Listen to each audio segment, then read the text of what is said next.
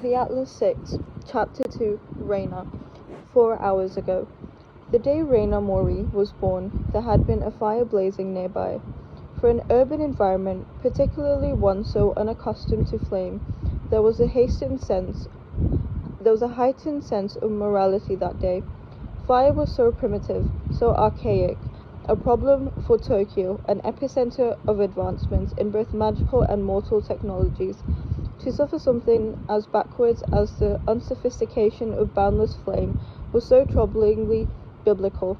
Sometimes when Reina slept, a smell of it crept into her nose, and she woke up coughing, retching a little over the side of her bed, until the memory of smoke had cleared from her lungs.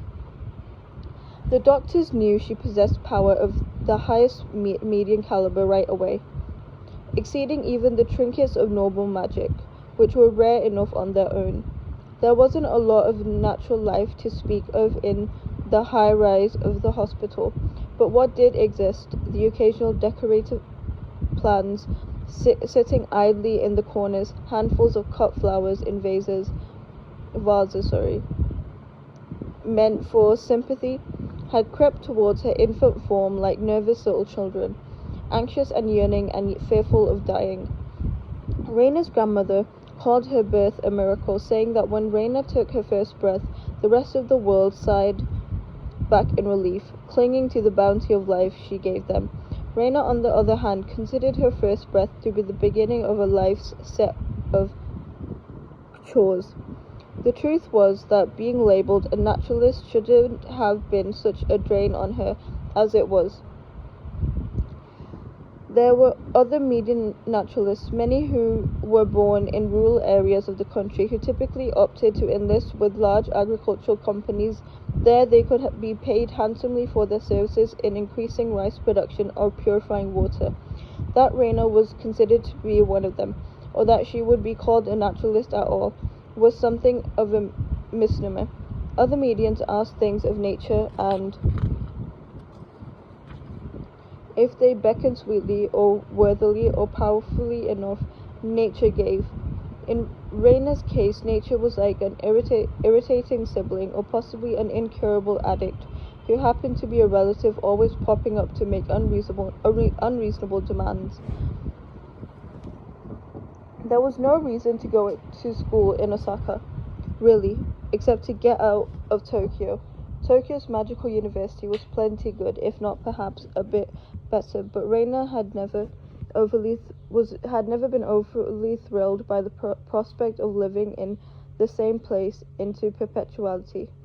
She had searched and searched for experiences like hers, something that was less look what a savior you are, and more look what a burden it is to care for so many things, and had found it in mythology mostly. Their witches or gods who were perceived to be witches bore experiences Reina found intensely relatable and in some cases desirable.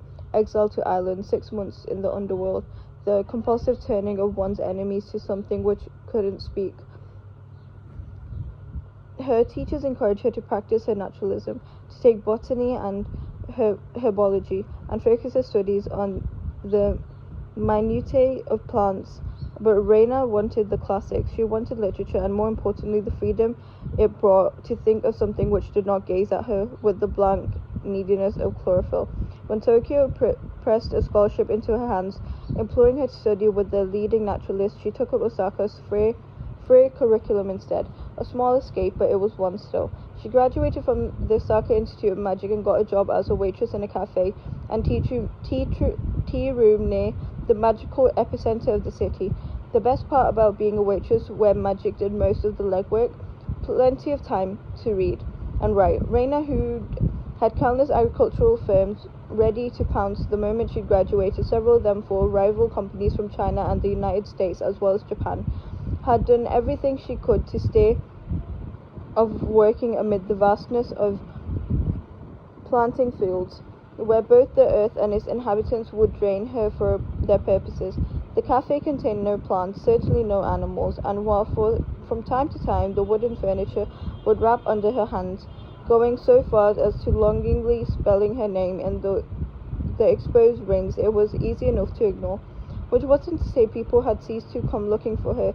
Today it was a tall, dark-skinned man in a Burberry trench coat. To his credit, he didn't look like the usual capitalist villain. Sorry if you guys hear that, there's someone at the gate. He looked a bit like Sherlock Holmes, in fact. He came in, sat at the table, and placed 3 small seedlings on its surface, waiting until Raina had risen to her feet with a sigh. There was nobody else in the cafe. She assumed he'd taken care of that. Make them grow, he suggested, apropos of nothing.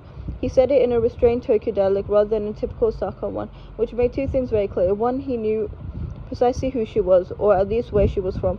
2, this was obviously not his first language. Raina gave the man a dull look. I don't make them grow, she said in English, they just do it. He looked unfazed in a smug sort of way, as if he'd guessed she might say that. Answering in an accented English that was intensely poshly British, you think that has nothing to do with you. She knew that what he expected her to say. Today, like all days, he would not get it. You want something from me? Raina observed, adding tonelessly, everyone does.